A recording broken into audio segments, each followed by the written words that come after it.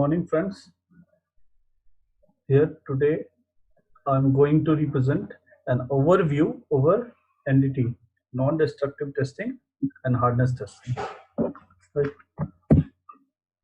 So, in my opinion, before starting any topic, we have to discuss the importance, uses, or you can say applications, and need of the things we are going to study.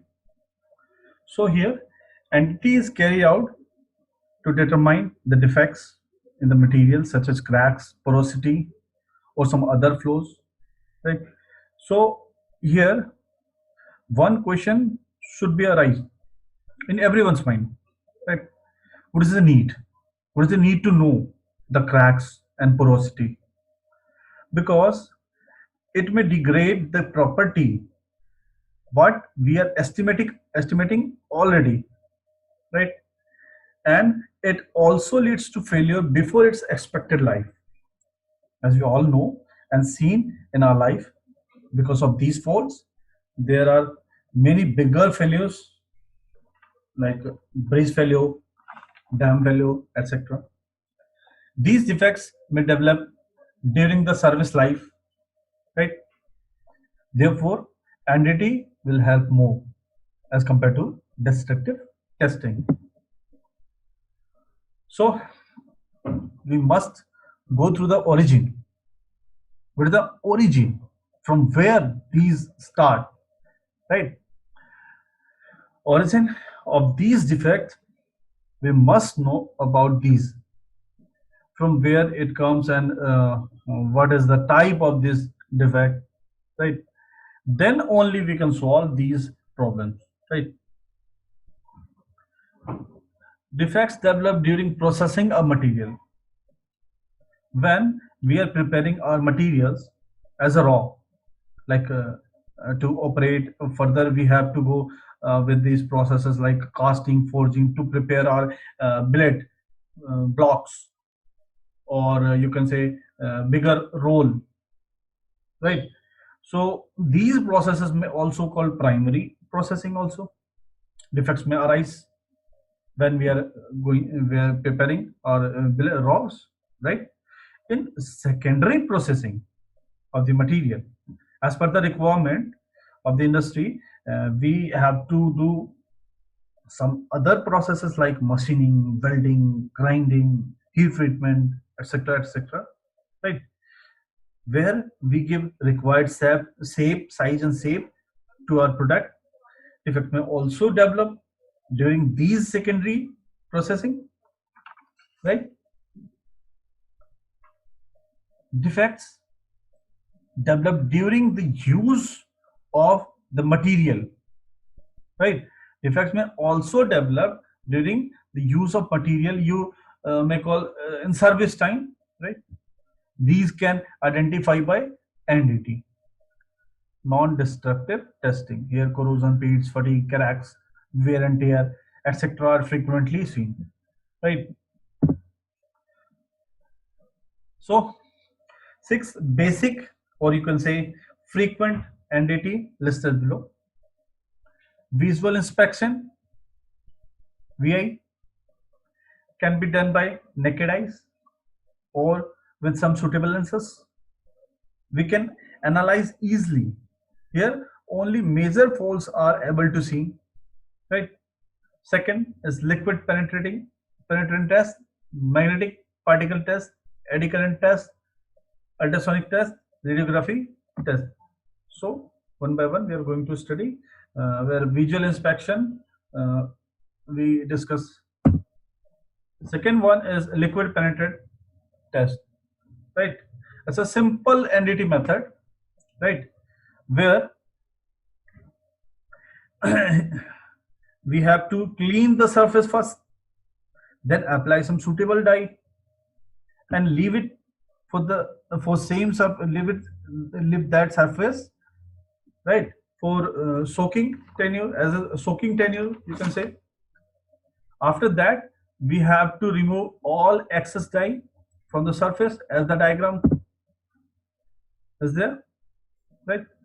and draw, after cleaning, draw in the force diagram, as you see, and draw that trapped dye, right, stored in the flow, right, to the surface with some suitable applications, whatever is there, as clearly shown a diagram. Okay, only the cracks connected to their outer surface can analyzed by these liquid penetrant tests, right? Next one is eddy. Eddy means circular motion, right? Eddy current. What is eddy current? It's a localized electric current induced in the conductor by a very magnetic field, right? Means uh, whenever we allow to pass a magnetic field lines through any conductor and continuously changing its flux lines percentage through that conductor, what we see that, and and current will induce in the in that conductor in a loop, right, that is trying to generate opposite flux, right? As we see in the diagram, one solenoid is there, is moving perpendicularly, where it shows in blue color line, flux line is allowed to pass through the conductor, right, where eddy current, what's seen in yellow line, which helps us to determine the flows inside the surface. If there will be any change in the impedance value, which leads to help us to determine the faults inside the surface, which cannot be identified by earlier liquid penetrant test, yeah, or visual test, you can say, right? Next one is ultrasonic test.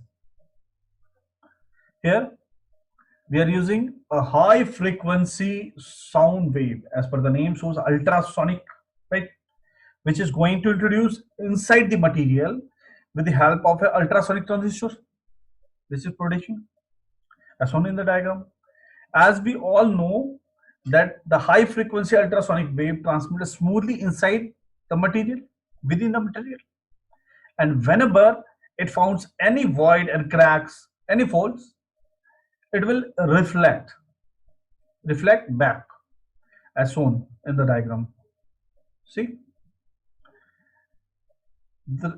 and received by the receiver mounted over there, in the same device, and by the analysis of these data, we can easily calculate the information regarding the faults.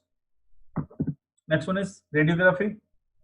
We all are very aware with this technique, commonly seen in the hospitals and radiographic clinics. In this technique, there's a film put it behind the test specimen, which we are going to inspect. The part is placed between the radiation source and the piece of film, right? The part will stop some of the radiations. Obvious, it's so obvious. If you're putting in between them, thicker and more denser area will stop more of the radiations, right? What we see in the figure, the lower one, right? The spot in the fault inside the material, where material allows more radio waves to read into the film, which is put it behind the test specimen, right?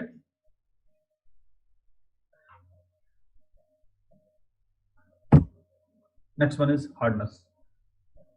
So, new topic, hardness. What is hardness? For different industry, for different industry persons, it may vary. Its definition may vary, right? Hardness. As you see, the person from the metal industry, he is focusing on resistance to permanent deformation. For metallurgist, he is focusing on resistance to penetration. For lubricant engineer, he is focusing on wear tear. Design engineer, measure to flow stresses. Mineralogist, resistance to scratching. Machinist, resistance to machining. Simple. So measure will also vary. Static indentation test, in which we we force a ball indenter, uh, ball indenter or cone indenter or pyramid indenter inside the test specimen, and by analyzing the impression we can calculate the hardness of the material. So here we can define hardness as a resistance to indentation.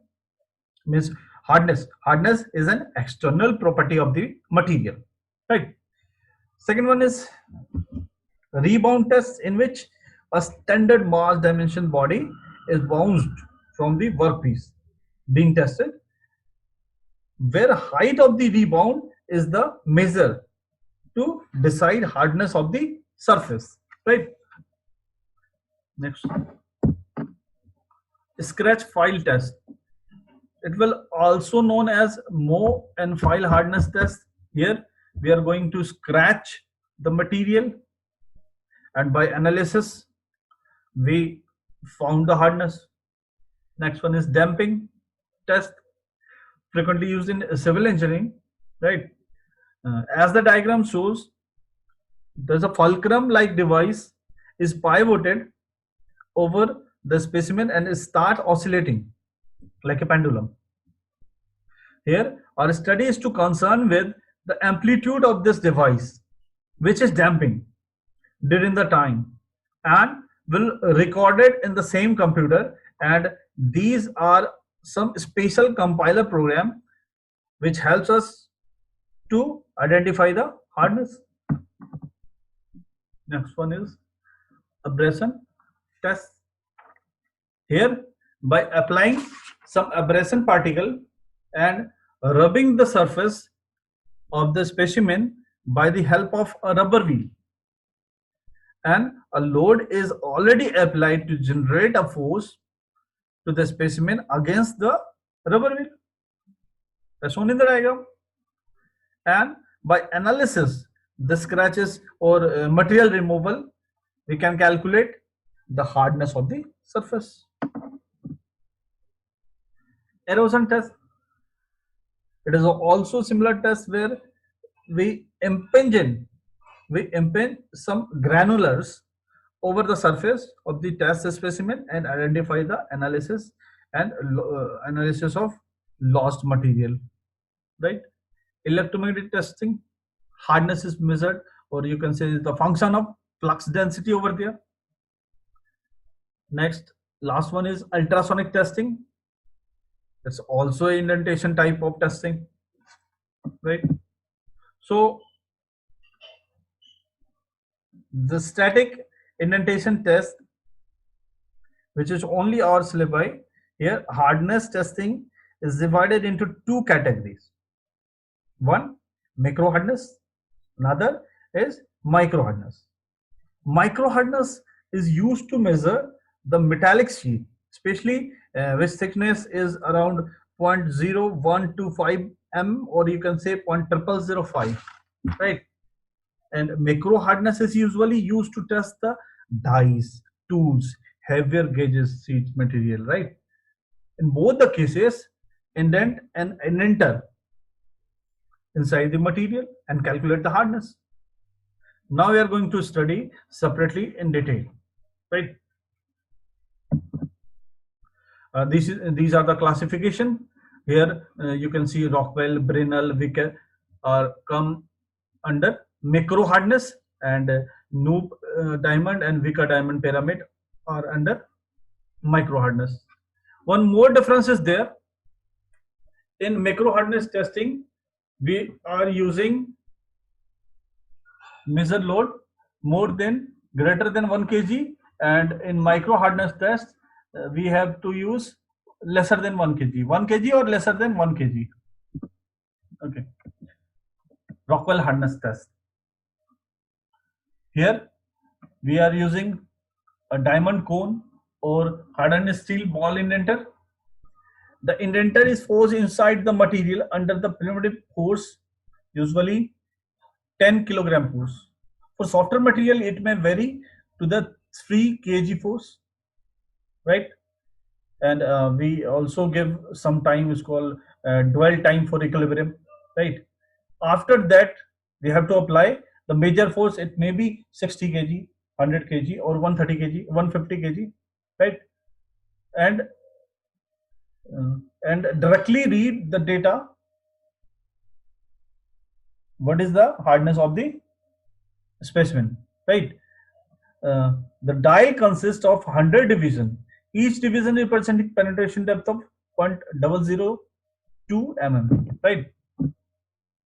As seen in the diagram, the permanent increase in the depth of penetration resulting from the application and removal of the additional measure load, right? It is used to calculate the data, the number, the hardness number, directly measure, right? There are so many scales you have seen in the diagram. There are several considerations also. First, we require clean and well positioned indenter and anvil also.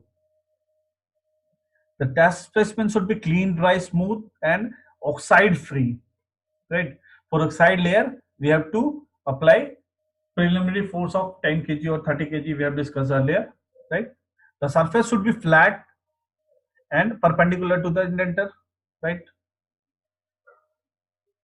Low reading of hardness value might be expected in the cylindrical surface, so we have to avoid cylindrical surface to measure cylindrical surface hardness, right?